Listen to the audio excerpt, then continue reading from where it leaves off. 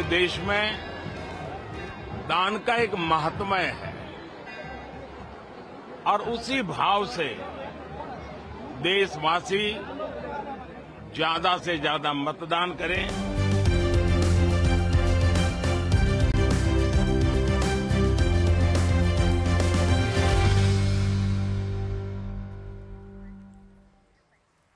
Hello and welcome to Election Exchange. I'm Parikshit Luthra. There was no respite from the scorching heat for the Indian voter in the third phase of the Lok Sabha polls, from the river islands in Assam to the Gujarat coast in the west, and from coastal Karnataka in the south to Agra in the north. 93 seats across India went to polls. Voters braved the scorching heat and in some cases physical challenges to cast their vote. The elections are happening at a time when temperatures across large parts of India are touching 40 degrees Celsius. India, along with large parts of Asia, is experiencing one of the hottest summers on record. A presiding officer at a polling booth in Bihar died due to a heart attack as voting was underway. The BJP had won 71 out of these in 2019 Lok Sabha polls. Election season would officially conclude for over half the Lok Sabha seats after polling ends today.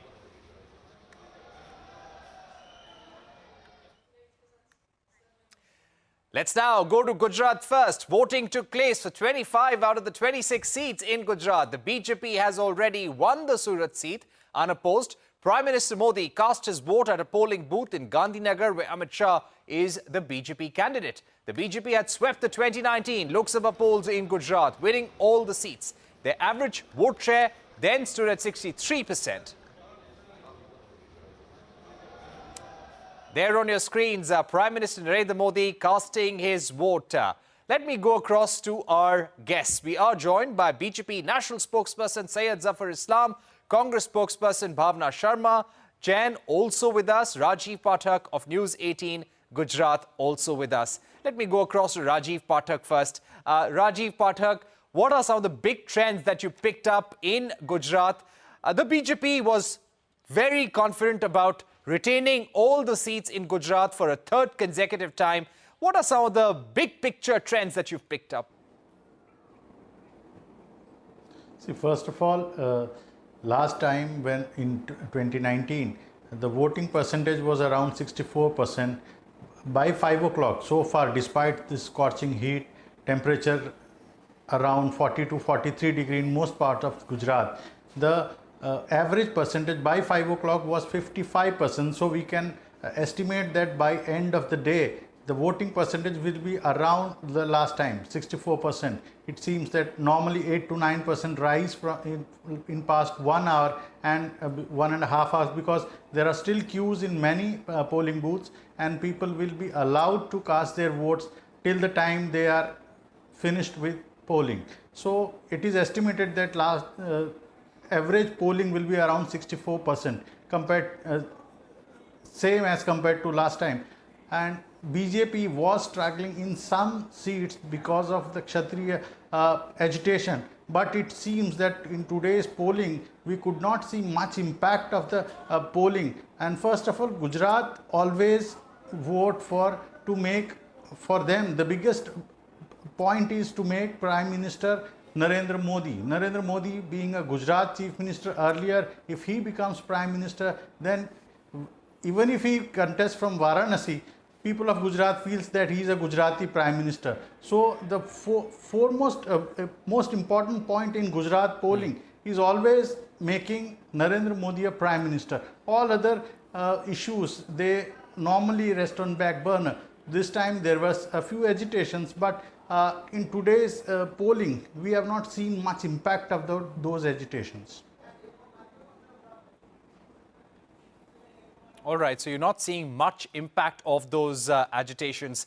On the Kshatriya factor, let me go across to Zafar Islam of the BJP. Zafar Islam, thank you very much for being with us on the program on Election Exchange. There are at least 8 or 9 seats where the Kshatriya factor is important. Now, Parshottam Rupala had said that the erstwhile Maharajas fell to the persecution of foreigners and the British and even got their daughters married off to them. Now, this had angered many in the Kshatriya community.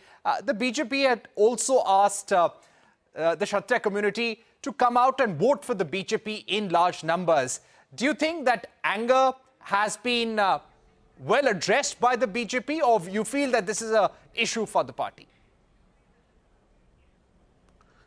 Well, it is not at all an issue for the party or even for the community, because the issue was raised and it has been adequately addressed by our leadership, and there is absolutely nothing to fear about about this issue, because by and large the community have always supported us. They know the equation we have with them. If one sentence which has been spoken by our senior leader and minister, which he has also apologized to the community. So I think it is done and dusted as far as the community is concerned, as well as Bharatiya Janata Party is concerned. As your reporter was very candidly speaking, that people in Gujarat have only one focus, one agenda, that they have to make the Honorable Prime Minister as, again, repeat Prime Minister for the third time. That is the only agenda they have. All the other issues are on back burner. The only priority for them is to send Mr. Modi as Prime Minister for the third time.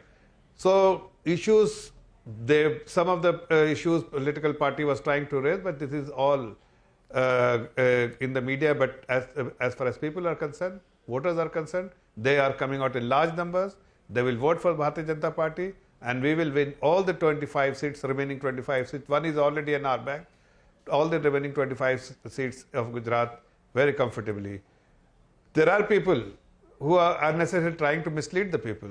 There are people who are trying to plant stories, but none will work, because people's confidence and their commitment towards Bharatiya Janata Party and the commitment and conviction to make the Honorable Prime Minister as a Prime Minister for the third time, and also they are clear that there is a party which is following the developmental program, and every citizen of this country is the beneficiary. So there is absolutely no concern of any sort.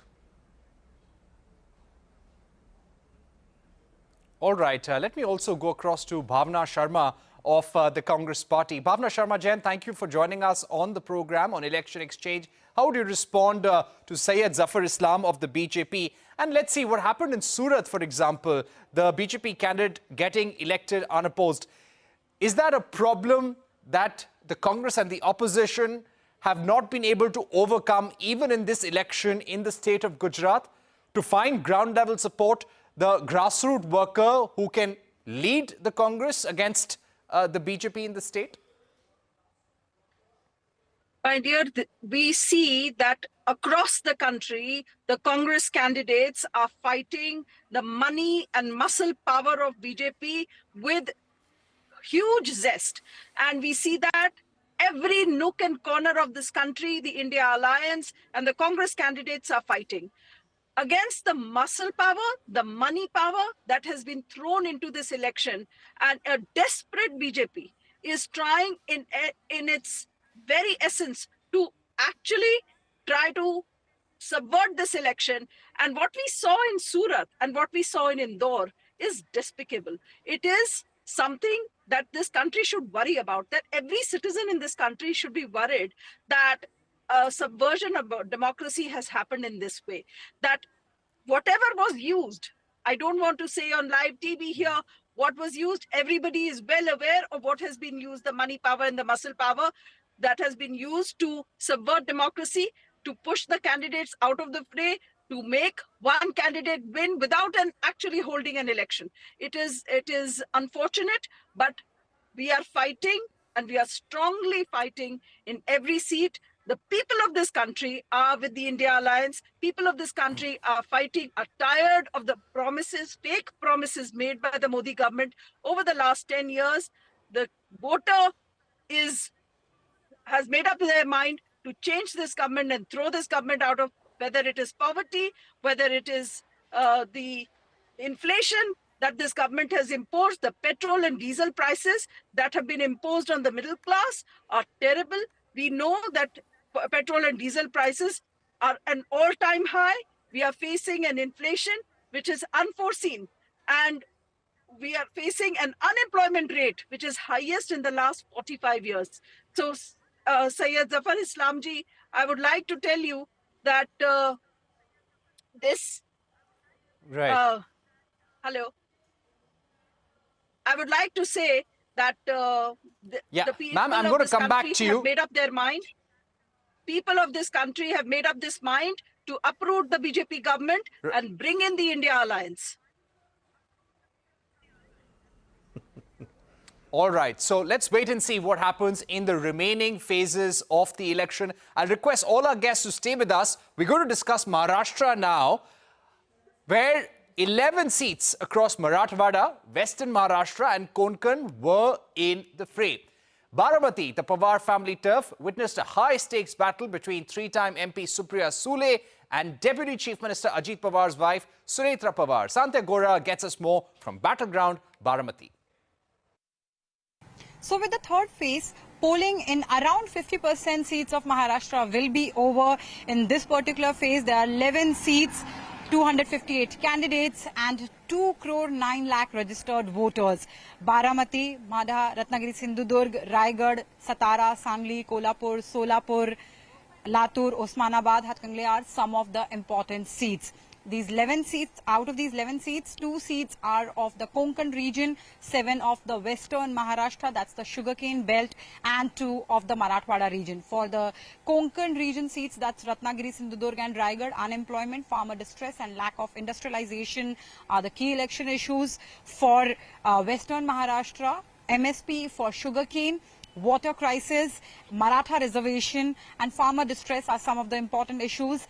And for Marathwada belt, water crisis, farmer distress, Maratha reservation, Maratha OBC conflict are some of the important issues. Baramati is the most important seat where it's a Pawar versus Pawar fight. Other than Baramati, Sangli, Satara, Kolhapur, Ratnagiri, Sindhudurg and Raigad are the seats to watch out for. All right, let me go across to Mahesh Chavan, spokesperson of the NCP Sharad Pawar, Sanjay Jog, senior journalist, also joining us, and Syed Zafar Islam of the BJP and Bhavna Sharma continue to be with us. Let me first go across to Mahesh Chavan, spokesperson for the NCP Sharad Pawar group. Mahesh Chavan, it's a battle for the Pawar legacy, isn't it? Sharad Pawar putting all his might, but people are also saying that Ajit Pawar is there on the ground to listen to people. He's there to work for them, get things done. Isn't this election becoming very difficult for Sharad Pawar group in the NCP? Good evening, Parikshit, and to my fellow panelists. See, this is a battle. Of course, it's a battle, but it is not that difficult battle for us. This is what we believe in, because what has happened is the splits orchestrated by BJP among NCP and Shiv Sena. The people of Maharashtra haven't liked it and they will vote against it. This is the first thing what we feel like. And there are a lot of ground real issues which are not been addressed by BJP government in last 10 years. Like, of course, the national issues like inflation and unemployment rate is of course there. But the real issues here are the farmers, agrarian crisis, and then water crisis. All these issues have not been addressed. If you know, it is said that almost 1,088 farmers died of suicide in Marathwada alone, where these elections took place today.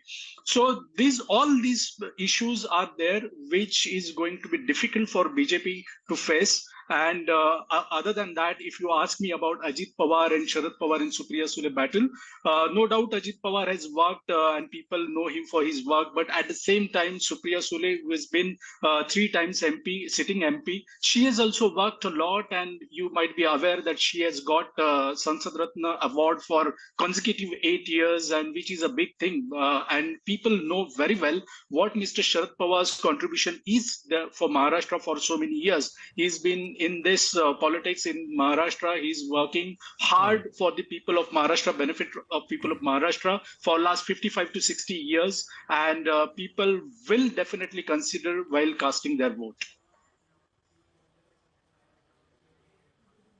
All right, let me go across and get a quick question to Zafar Islam on this. Zafar Islam, when it comes to Maharashtra, considering that there are 6 political parties now, the Shiv Sena is divided, the NCP is divided, would you say this is one state where the BJP is not clear how it will do in terms of numbers and seats on the ground? See, whatever the political parties are talking and whatever has been shown in the media, they are far away from reality. The reality is that this election is not for X or Y or Z. This election for the country, and they all know that there is a man who is leading the country, is the Honorable Prime Minister, Mr. Modi. It is in safe hand. The country is in safe hand.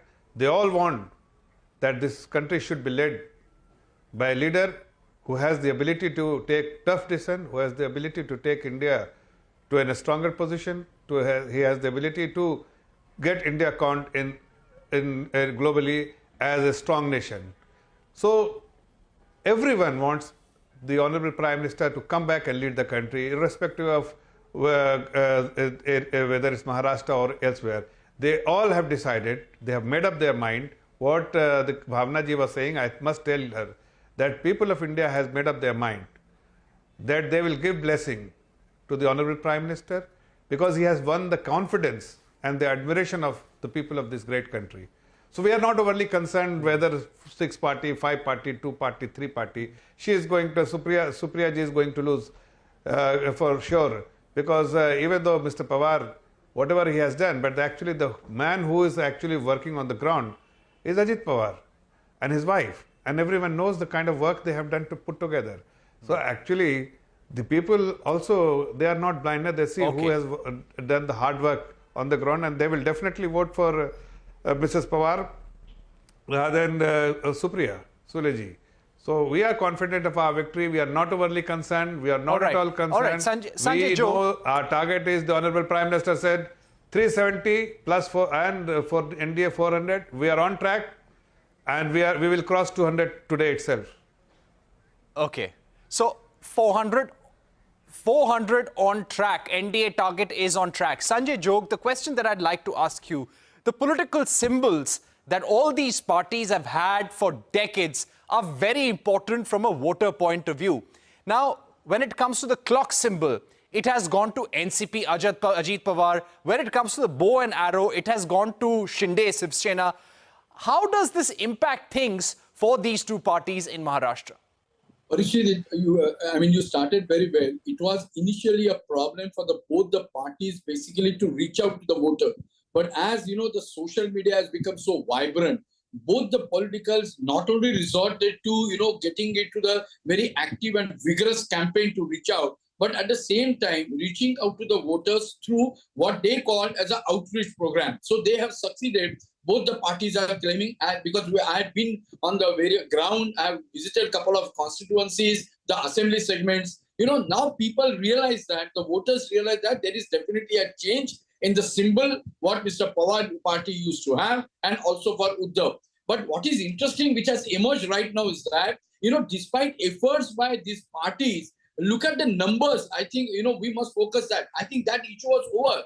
Look at the numbers of the voting pattern. The lowest one, as after at the 5 o'clock, what the election commission, the state electoral officer has released it is as low as 53.40% across these 11 constituencies. It's an average. But look at the most sought after debated, Baramati constituency. It is just about 45.68%. I think that is the cause of concern for both the sides. Everybody was looking at with Dada charisma and Mr. Pawar's legacy, voters will come out, and with BJP there, just to tell you the viewers, Khadakwasla is the assembly where BJP definitely has a strong bastion. Over the years, RSS has slogged it. RSS definitely worked against Mr. Pawar over the years, but with the new equations, some of them are definitely sided and openly supporting Ajit Dada. But look at the numbers. I have got, the assembly segment-wise number in Khadakwasla, which is dominated by RSSL. This is just about 38%.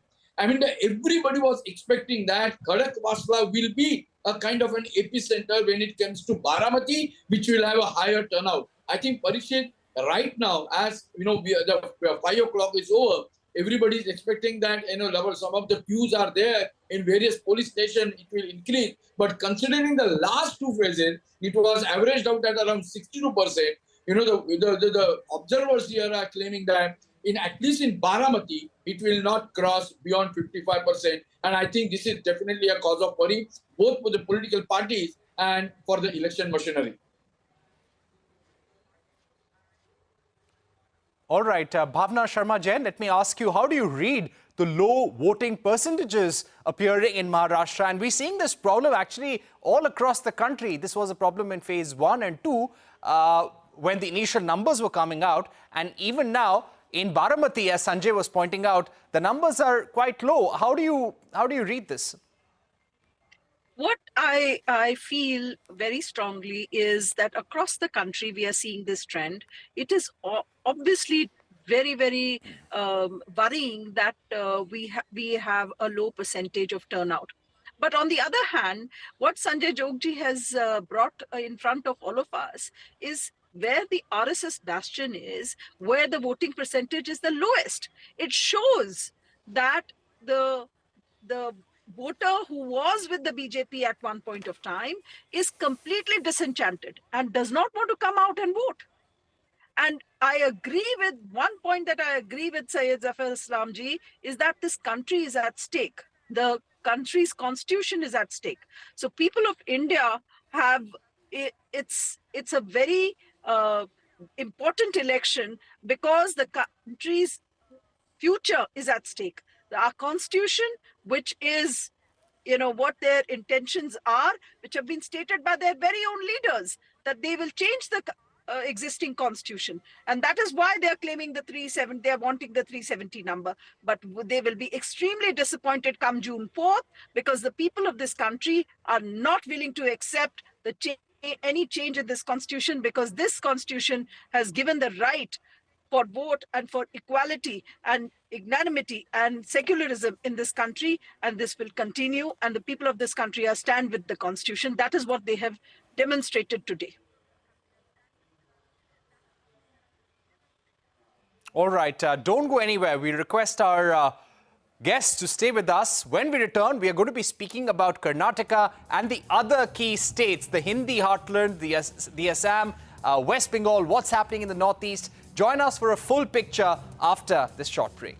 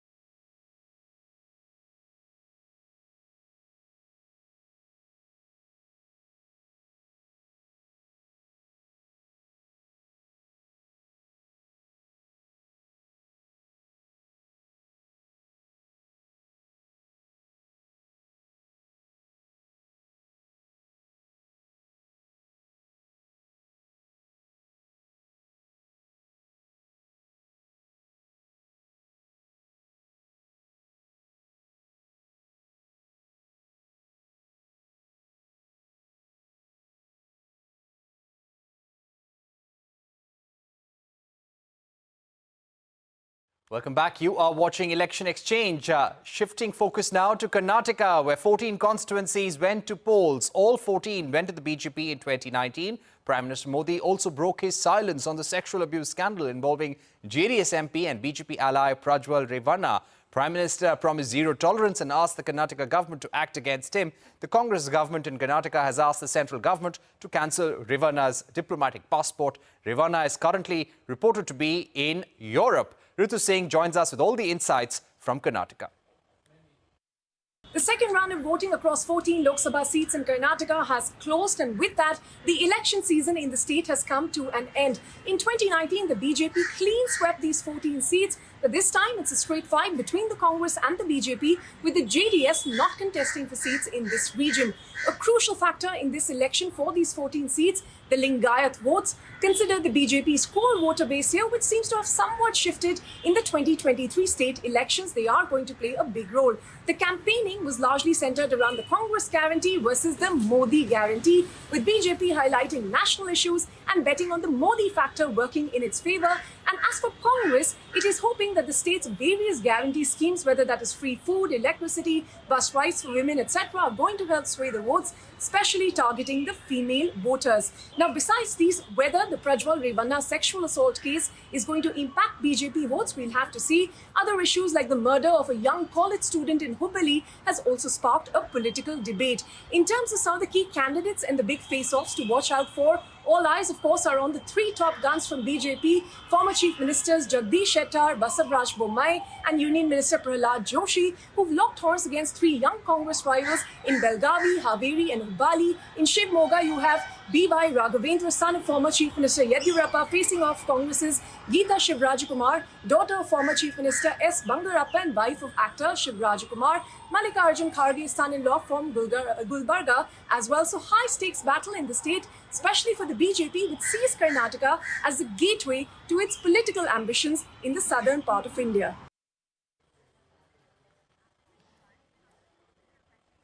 Thanks, Ritu, for joining us. I'm now joined by DP Satish, Group Editorial Advisor South at Network 18. We still have with us BJP National Spokesperson Syed Zafar Islam, Bhavna Sharma Jain of the Congress Party with us. Let me go across to Syed Zafar Islam first. Syed Zafar Islam, we heard the Prime Minister, and the Prime Minister broke his silence on the Revanna case, saying that zero tolerance towards any kind of sexual harassment of women and the Karnataka government must act.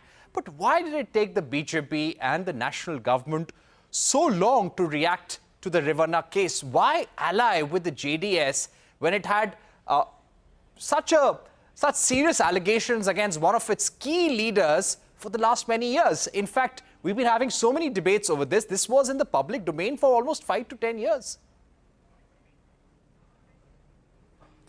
See, the Home Minister, the Honorable Prime Minister and various senior leaders have very candidly spoken against it. So there is no question of supporting. We are absolutely clear.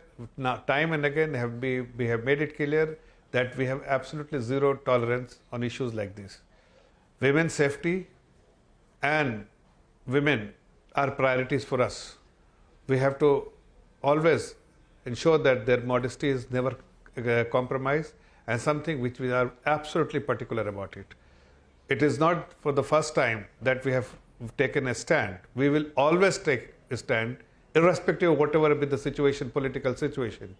But women modesty is something which we are absolutely particular that we will stand by them and we will never let it compromise. So there is no question of supporting or not reacting. We have always reacted. Our stand is very clear. All our leadership have spoken about it, and will continue to take that stand irrespective of political outcome or political dynamics or situation we are in. Having said that, you will see the outcome in Karnataka. All right, let me go across to... There is a party who has the ideology, and there is a party who has actually prioritized the Gyan, the Garib, Annadata, Yuva and Mahila.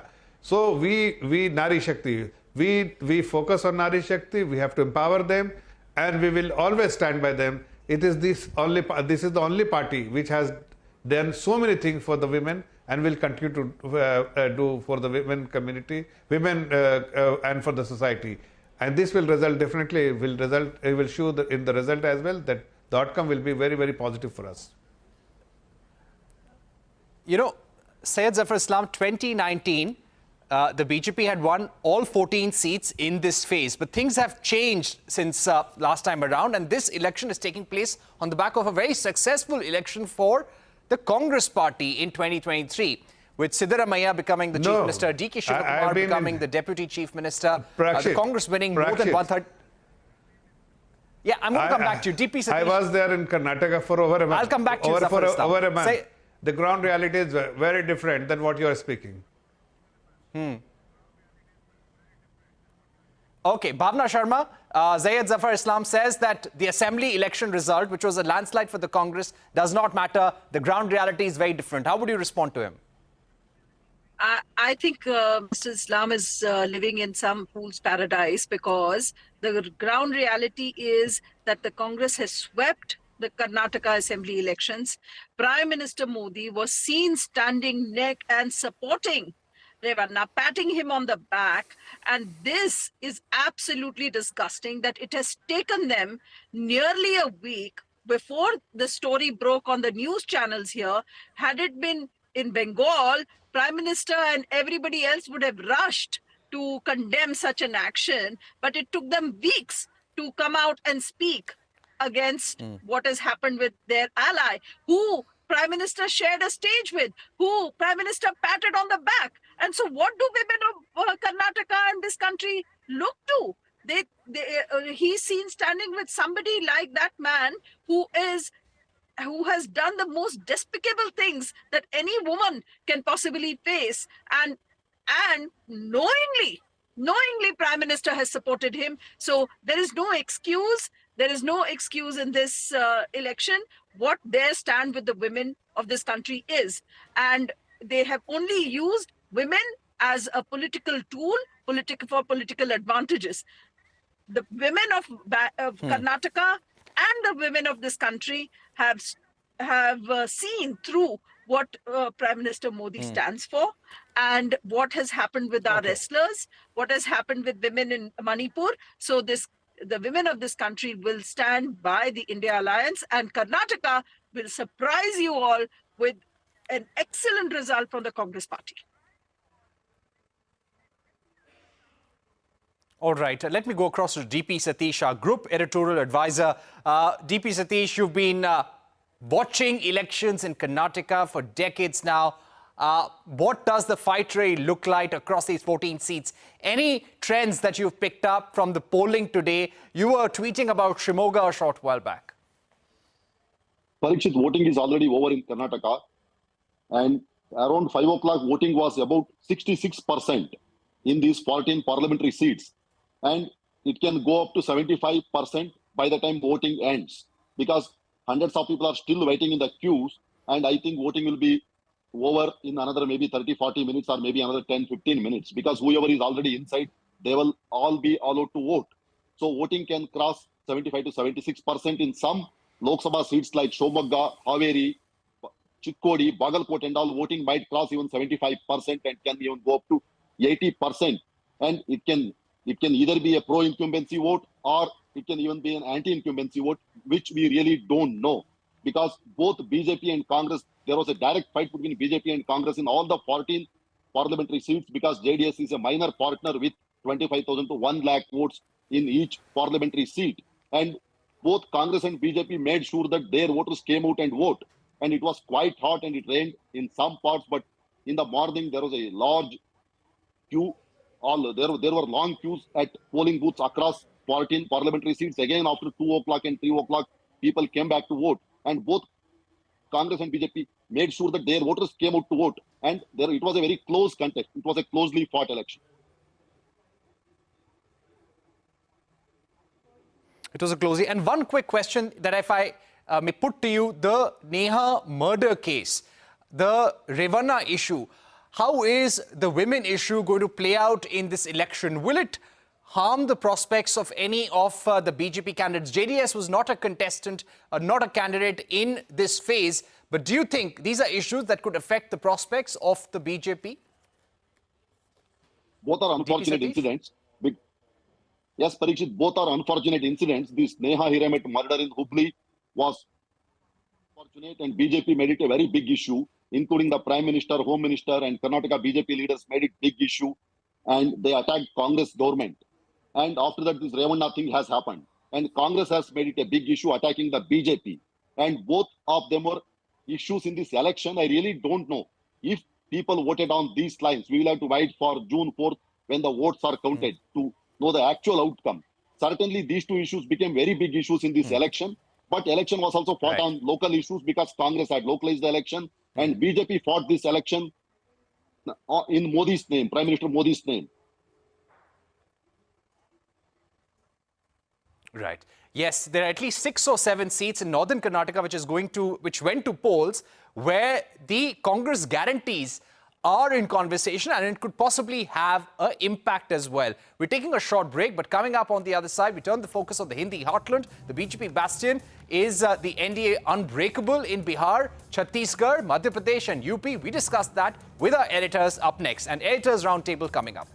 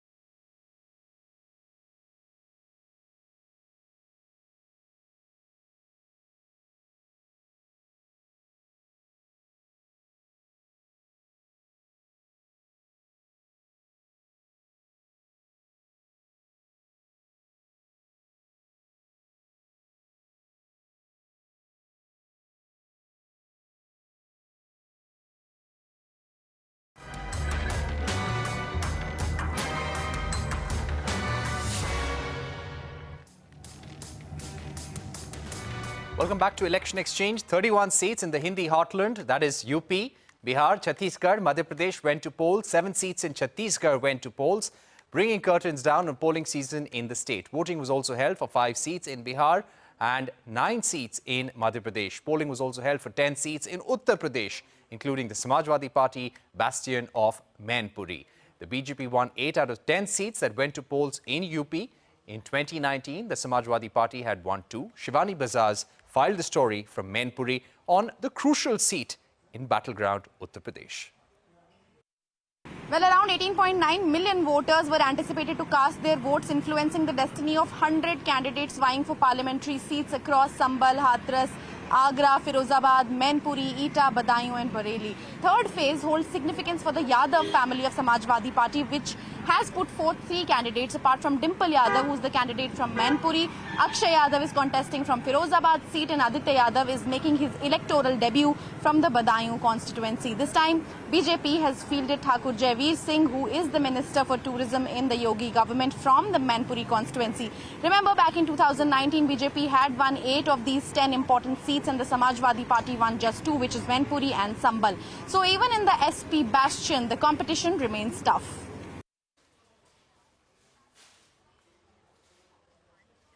We're now joined by Braj Mohan Singh, editor at News 18 Bihar, Sudhir Dikshit, editor, News 18 Madhya Pradesh, and Abhishek Shukla at News 18 Chhattisgarh. Thank you very much for joining us, gentlemen. Let me begin with Braj Mohan Singh, editor at News 18 Bihar. Braj Mohan Singh, how does the battle look in Bihar? There were 5 seats that went to polls. Lalu Prasad Yadav ने कुछ देर पहले बोला कि मुसलमानों को reservation मिलनी चाहिए. इस पे गवर्नमेंट ने, बीजेपी ने काफी ऑपोजिशन को अटैक किया है.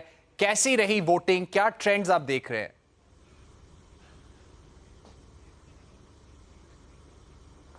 देखिए, धन्यवाद देना होगा इसमें वेदर कंडीशंस को सबसे ज़्यादा परीक्षित, क्योंकि जो 2 फेजेज हमने देखे थे, लास्ट 2 फेजेज, उसमें वोटिंग परसेंटेज बहुत ही कम था. पहले फेज में it was around 50%, less than 50%, and in second phase it was 54%.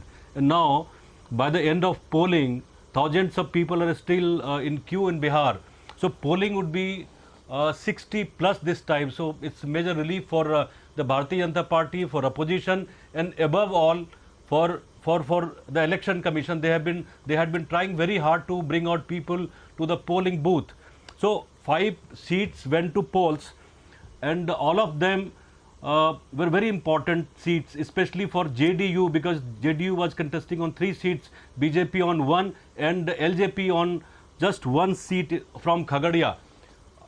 I must talk about the Lalu Prasad Yadav statement he gave in the morning, that reservation should be based on religion. While taking U-turn in the evening, he said that it should be based on social condition of different kind of caste. And we must admit that there has been verbal duel between Prime Minister Narendra Modi and Lalu Prasad Yadav of late on reservation issue. But after realizing that the kind of statement he has made in the morning, he took U-turn this evening and stated a signed statement by Lalu Prasad Yadav. I've got this paper where he writes, आरक्षण का आधार धर्म नहीं बल्कि सामाजिक पिछड़ापन होता है. PM को क्या इतनी सी भी समझ नहीं है? He talks at length about his positioning on reservation, but his party, the Rashtriya Janata Party, realized that they have made a mistake on talking about this issue, that reservation should be based on religion, and very rightly so, his party has taken a U-turn. Parikshit. All right, let me go across to Sudhir Dikshit to understand how things have been in Madhya Pradesh. Sudhir, we were tracking those 3 battles in Vidisha, which is a BJP bastion, Guna, which is a bastion, a background, a family constituency, so to say, of Jyotiraditya Scindia, though he lost last time around, and also Rajgarh. So how do you see the BJP performing, the Congress performing in Madhya Pradesh? देखिए परीक्षित, बिल्कुल जिस तरीके से इस बार मध्य प्रदेश में जो मतदान हो रहा था, उसमें जो 9 सीटों पर वोट डले हैं, उनमें आप ये देखेंगे कि सबसे बड़ी चीज ये थी कि जो हॉट सीट्स थी, वीआईपी सीट्स थी, उन पर वोट पड़े हैं. खास तौर से अगर हम गुना की बात करते, ज्योतिरादित्य सिंधिया पिछले चुनाव में कांग्रेस के कैंडिडेट थे, चुनाव में उनको हार मिली थी, लिहाजा इस बार उनको बहुत ज्यादा मेहनत करते देखा है. मैं खुद उनके साथ दौरे पर गया हूं और उस दौरान मैंने देखा कि छोटे से छोटे मतदाता तक इस बार ज्योतिरादित्य सिंधिया ने पहुंचने की कोशिश की. साथ ही साथ आज भी मतदान के दिन जब था, तो सुबह से लेकर दोपहर तक करीब वो अपने जो संसदीय क्षेत्र है उस क्षेत्र में रहे. उसके बाद शाम को जाकर उन्होंने ग्वालियर में वोट डाला. तो इसका अंदाजा आप इससे लगा सकते हैं कि उस सीट की जो अहमियत है वो कितनी बढ़ जाती है. दूसरी बात मैं राजगढ़ सीट की करूंगा, जहां पर कांग्रेस ने दिग्विजय सिंह को मैदान में उतारा था. दिग्विजय सिंह भी अपने वोटिंग करने के बाद लगातार उस इलाके में थे. और उसके बाद जो तीसरी सीट है वो विदिशा सीट थी, जहां से पूर्व मुख्यमंत्री शिवराज सिंह चौहान मैदान में है. इसके अलावा भिंड, मुरैना, ग्वालियर की जो सीटें थी, उन सीटों पर भी मतदान हुआ है. लेकिन महत्वपूर्ण बात यह हो जाती है कि ये जो थर्ड फेज के 9 सीटों पर जो चुनाव हुआ है, उसमें सिर्फ प्रदेश की नहीं पूरे देश की नजर थी. जहां तक हम बात करते हैं वोटिंग परसेंटेज की, परीक्षित, लास्ट टाइम जब हम आपके साथ जुड़े थे तो हमने बताया था कि सिर्फ एक सीट ऐसी थी जहां पर 60% वोटिंग हुई थी. लेकिन इस बार जो मतदान हमारे मध्य प्रदेश में हुआ है, 9 सीटों में से सिर्फ 4 सीट ऐसी है जहां पर 5 बजे तक अराउंड 58-57 का हुआ. तो उम्मीद कर रहे हैं कि जब तक फाइनल डेटा इसका आएगा तो मुझे लगता है कि सारी 9 सीटों पर 60% से ज्यादा का वोट पड़ेगा.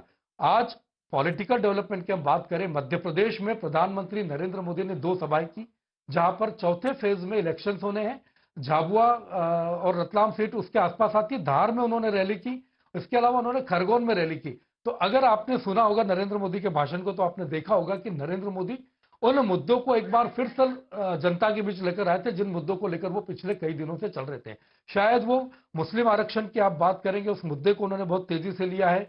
आप देशभक्ति की बात करते हैं कि सेना को लोग गाली देते हैं, तो आप क्या कहते हैं, इसको लेकर आए. साथ ही साथ उन्होंने आदिवासियों के बीच जो बात कही कि जब भगवान राम की हम बात करते हैं और भगवान राम तक जब हम पहुंचते हैं, तो ऐसे कई मुद्दे थे जिसको प्रधानमंत्री नरेंद्र मोदी ने उस दौरान उठाया जब मध्य प्रदेश के दूसरे हिस्सों में वोटिंग हो रही थी, यानी कि एक तरफ वोटिंग हो रही थी, दूसरी तरफ उन जगहों पर जहां पर वोटिंग फोर्थ फेज में होना है, वहां नरेंद्र मोदी जी भाषण दे रहे थे और लोगों के बीच में थे, वैसे कर रहे थे। तो शायद ज्यादा से ज्यादा उन्होंने वोटों की अपील की, लोगों को उन्होंने ये भी कहा कि आप बताइएगा घर घर जाकर कि ज्यादा से ज्यादा वोट करें। तो शायद उसका भी कुछ नतीजा है कि मध्य प्रदेश में इस बार वोटिंग परसेंटेज भी बढ़ा है। जहां तक इन सीटों की हम बात करते हैं तो राजगढ़ सीट पे दिग्विजय सिंह थे, तो भाजपा को वहां पर थोड़ी ज्यादा मेहनत करनी पड़ी है। साथ ही साथ भिंड और मुरैना की जो सीट थी, मुरैना में लास्ट टाइम भी हमने बताया था कि नरेंद्र सिंह तोमर वहां सर मैदान में थे। अब वो सीट पे भाजपा ने कैंडिडेट चेंज किया, तो वो एक बड़ी चुनौती मिल सकती है बीजेपी को वहां पर। जी Okay, let me finally go across to Abhishek Shukla, editor at News 18 Chhattisgarh. Abhishek, how has been the campaign and the voting in this final phase for Chhattisgarh, so to say?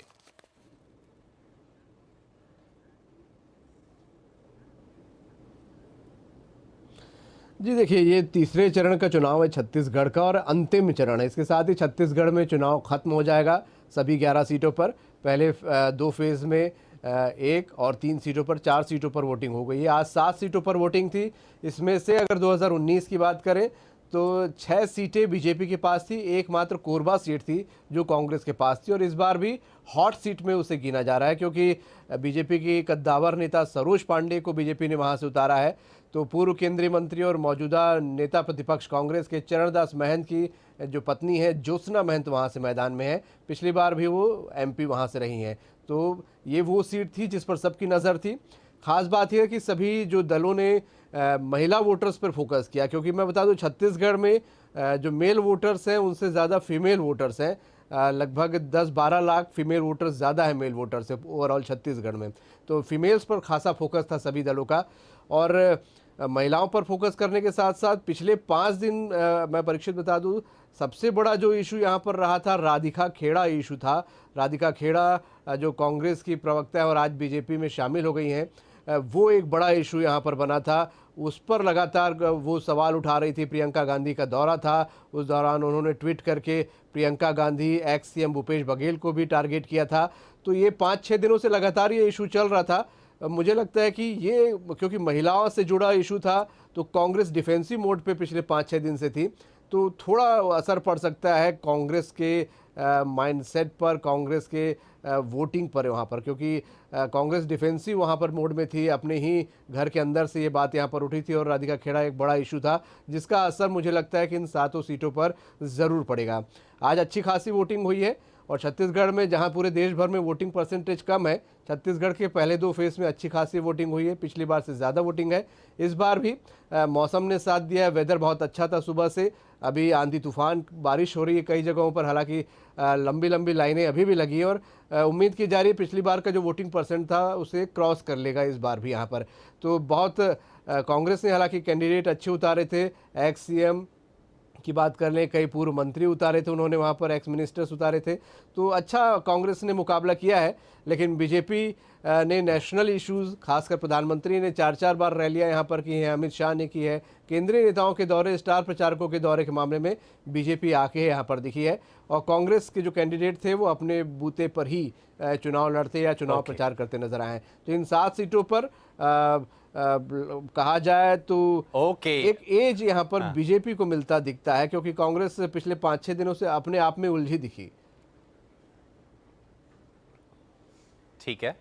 Okay, Abhishek, Sudhir, Brajmohan, thank you very much for joining us on CNBC TV18 on Election Exchange to get us the mood in the Hindi heartland.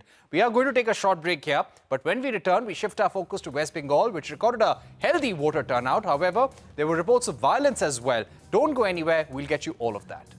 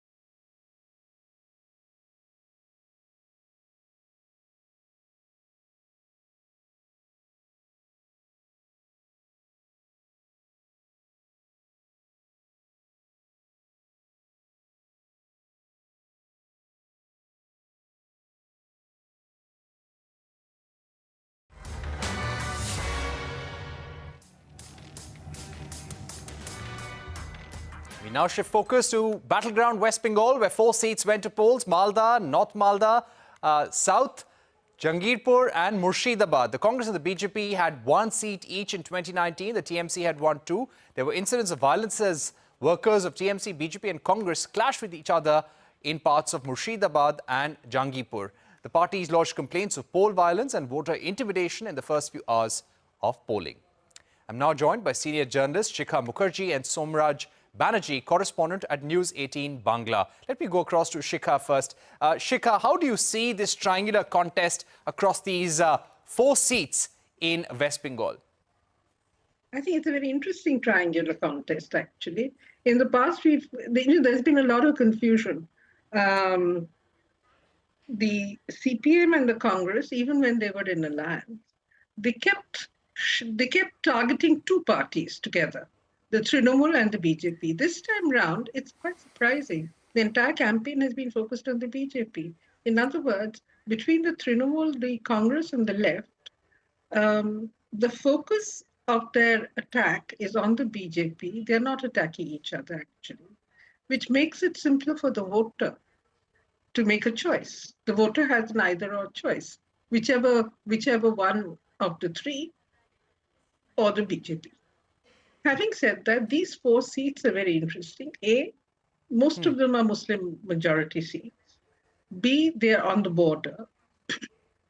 C, these are seats like the Malda seats were once upon a time the Congress bastions. They still are, to a large extent, very influenced by the Congress vote and a particular family, which is the Kanikan Chaudhary family. And then you have Jangirpur. Jangirpur is Pranab Mukherjee's seat, ex-president Pranab Mukherjee's seat. And then comes Murshidabad. Now, Murshidabad, I think, of this 4, I think Murshidabad is politically the most significant, because this is a seat from where the CPM's state party chief, Mohammad Salim, is contesting. He's a Politburo member of the CPIM, and he's willing to put himself on the ground in order to have a face-off with the BJP. And his campaign has had this focus of A, targeting the youth, B, targeting the BJP, and taking on the issues which are common to all the parties of the India Alliance, including the Congress in its Nyaya Patra, which is unemployment, jobless growth, price rise, and the difficulties that people have, and the cost of crisis living, etc. So here you have a very interesting, we call it a 3-cornered contest, but actually it's 2 agendas having a face-off. One, which is the secular, progressive agenda. Very interesting. And the second is the BJP's agenda, which is divisive. Shikha Mukherjee, ma'am, I'd also like to ask you about the Prime Minister and the BJP's national campaign. They have been speaking a lot and attacking the opposition over Muslim appeasement, over inheritance tax. How does that actually resonate with the voter in Bengal? How do they see the track record of the BJP government versus what Mamata Banerjee has done in West Bengal? And how will voters see a state-level performance versus what they want at a national level? Precisely. I mean, this is the puzzle which is mystifying me. Amit Shah was in town yesterday, and his campaign was that he's going to oust Mamata Banerjee. This election, and Mamata Banerjee is going to go out of power. Now, this is not a state assembly election. Why is he focusing on her? Apart from that confusion, the BJP's campaign in West Bengal has sort of hopped from one foot to another between taking on Mamata Banerjee as the target and then taking on the issues which they think will appeal to the voters in West Bengal. One of them being the rise of the Muslim community and their purported takeover of the Hindu majority, pushing the Hindu majority into a minority status. This has been the campaign focus. talking about Mamata Banerjee's appeasement politics, talking about the vote bank politics, talking about the left and the CPM's vote bank and appeasement politics. Now, appeasement politics is something which does not resonate in right. because the communal division, which seems so dominant in the Hindi heartland in particular, is not exactly the same in West Bengal. Regardless of the fact that in 2019, you see BJP's vote share zooming and BJP winning 18 seats, which is what gave it the ambitions that in 2021, having campaigned on exactly the same grounds. So clearly they would like to do better on that vote share. Ma'am, I have to get in one word from our correspondent, Somraj Banerjee. He's joining us. Let me just finish the sentence. Having become ambitious, the problem is that can they hold on to this ambition? Their own party state boss saying that we are still in our infancy. So I'm not sure what the BJP is messaging. Right. No, great to hear your views, ma'am. Somraj, if I can get you in, we've seen election violence there. Could you give us a sense of which areas did you see this violence? What are police authorities and election authorities saying?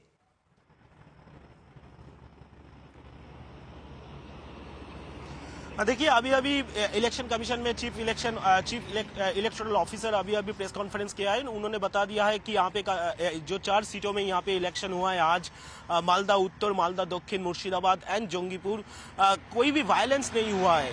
जो violence हुआ है कुछ violence हुआ था कुछ मालदा उत्तर में, रोतुआ में कुछ वायलेंस हुआ था, मगर वो वायलेंस ज्यादा नहीं हुआ है आज इस इलेक्शन में, क्योंकि इलेक्शन कमीशन में 334 कंपनी सेंट्रल फोर्स डिप्लॉय किया है मुर्शिदाबाद मालदा का इलेक्शन के लिए। तो वायलेंस फ्री अभी तक इलेक्शन हुआ है ये 4 सीटों में। इलेक्शन कमीशन सोचा था क्योंकि मुर्शिदाबाद में काफी सारे वायलेंस होता है, अभी आप अगर पंचायत इलेक्शन में अगर देखते हो तो वहां पे भी वायलेंस हुआ है, असेंबली इलेक्शन वहां पे भी वायलेंस हुआ है, मगर इस इलेक्शन में वायलेंस फ्री अभी वायलेंस फ्री अर्थात कोई कहीं भी वायलेंस नहीं हुआ है। काफी सारे कंप्लेन उठाया है, बीजेपी वालों ने काफी सारे कंप्लेन उठाया, टीएमसी वालों ने काफी सारे कंप्लेन उठाया, कांग्रेस वालों ने काफी सारे कंप्लेन उठाया, मगर ये कंप्लेन हुआ है, मगर ऐसा कुछ वायलेंस नहीं हुआ है ये चारों सीटों को आज इलेक्शन के लेकर। और अभी तक 5 बजे तक अभी यहाँ पे वोटिंग परसेंटेज है 73.93%, जो अभी तक बंगाल में ज्यादा वोट परसेंटेज है ये 4 सीटों के लिए, जो अभी चीफ इलेक्टोरल ऑफिसर ने बताया कुछ देर पहले। Yes, West Bengal has seen the highest voting percentage. I'd like to thank Ms. Shikha Mukherjee also for joining us. I'll have to move quickly to the northeast part. Assam also went to polls today for 4 seats. Out of the 14 Lok Sabha seats, the seats are Guwahati, Kokrajhar, Dhubri and Barpeta. With this, the polling season comes to an end in Assam. We're joined by Parag Mani Aditya, editor at News 18 Assam. Parag, the significance of these 4 seats? Most significant thing is that Badrina Azmal, AIDF Supremo, he is contesting from Dhubri. He is contesting from 4th time, 3-time MP. So he is facing a very tough fight. Congress candidate, MLA and ex-minister Rakibul Hussain is the candidate. So day before yesterday, last day in the campaigning, we have seen that he is kind of saying that what sin I have did in my life that I am facing this kind of tough competition. So Azmal is doing politics, AIDF. Last hours we have saw that kind of Asauddin Owaisi of AIMIM, he sent video message supporting Badrina Azmal. So it will be very significant that if INC, Indian National Congress, will be kind of sneaking into the bastion of AIUDF Dhubri. And then next important thing is that Guwahati Lok Sabha constituency, it is going for poll. In last election, only 1 seat Guwahati, BJP won only 1 seat Guwahati. And then the second seat Barpeta was owned by Congress, Abdul Khalek was the MP, but the new delimitation process, the Barpeta area, most of the Barpeta area, minority area, went to Dhubri constituency seat, and Rakibul Hussain was projected in kind of Dhubri. So he was the candidate and Abdul Khalek was deprived. And then the Kokrajhar won independent Navakumar Khoronia.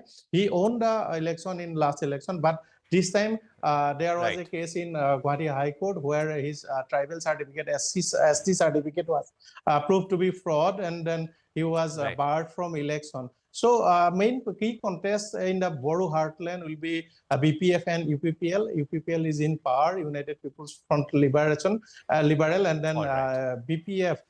And then the Dhuri seat will be important. Voter turnout is very low. I have to mention it that in last election, Dhuri voter turnout was highest among the highest in India, 90%. But this time, this is 79.7 only till now. So it will increase, but 83-84%, though significantly voter turnout will be very low. In Guwahati also, in last Lok Sabha election, voter turnout was 80%. All right, so you're saying voter turnout will be low in some seats. Parag, unfortunately, I've come to the end of the program. We've completely run out of time. We really appreciate the fact that you took our time and joined us. That's all we have time for on Election Exchange. Thank you for watching, and goodbye.